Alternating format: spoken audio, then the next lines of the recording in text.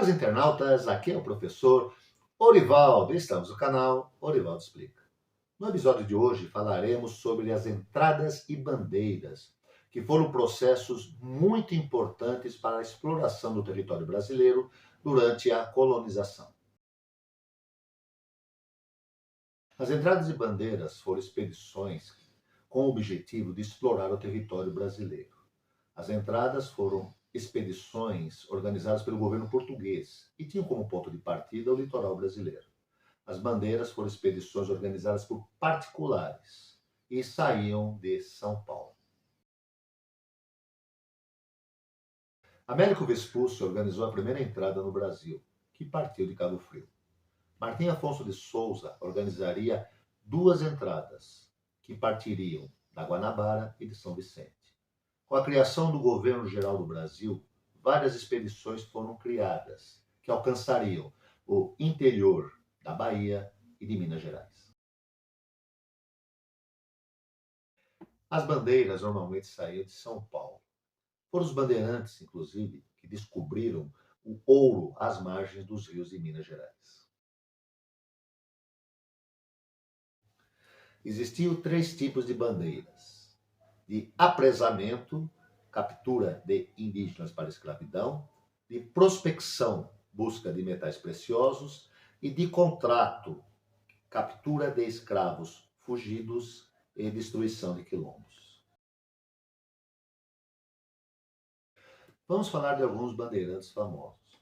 Bartolomeu Bueno da Silva, conhecido como Anhanguera, Diabo Velho em Tupi-Guarani, iria explorar a região de Goiás. Ele colocou fogo numa tigela cheia de aguardente e disse aos indígenas que colocaria fogo nas águas dos rios e fontes, caso eles não dissessem de onde extraíam o ouro dos seus ornamentos. Manuel de Borba Gato iria descobrir ouro na região de Sabará, em Minas Gerais, mas ficaria mais famoso pela prática da captura e morte de indígenas e negros fugitivos. Fernão Dias Pais Leme ficaria conhecido como caçador de esmeraldas. No seu leito de morte, ele iria jurar que as pedras encontradas eram esmeraldas, mas foi descoberto depois que eram turmalinas, pedras sem valor. Antônio Raposo Tavares iria expandir as fronteiras do Brasil em detrimento do domínio colonial espanhol e dos jesuítas, que eram contra a captura e escravidão dos indígenas. Domingos Jorge Velho ia ser o bandeirante que destruiu o Quilombo dos Palmares em 1695.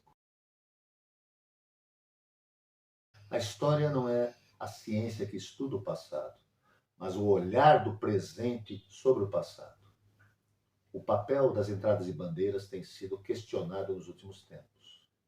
Podemos perceber que a imagem de pessoas com iniciativa que vão explorar o território brasileiro ia dar homenagens a muitos bandeirantes, no caso das rodovias Fernão Dias, Anhanguera, Raposo Tavares, e da estátua de Borba Gato, que é um dos símbolos da cidade de São Paulo.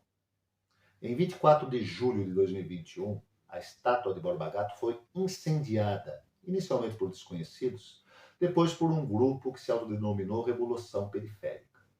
A crítica desse grupo é que Borba Gato não apresentava iniciativa nem uma questão de explorar e aumentar o território, mas era um escravocrata, caçador de indígenas e negros, condição que culturalmente deixa o Brasil dentro de uma desigualdade estrutural.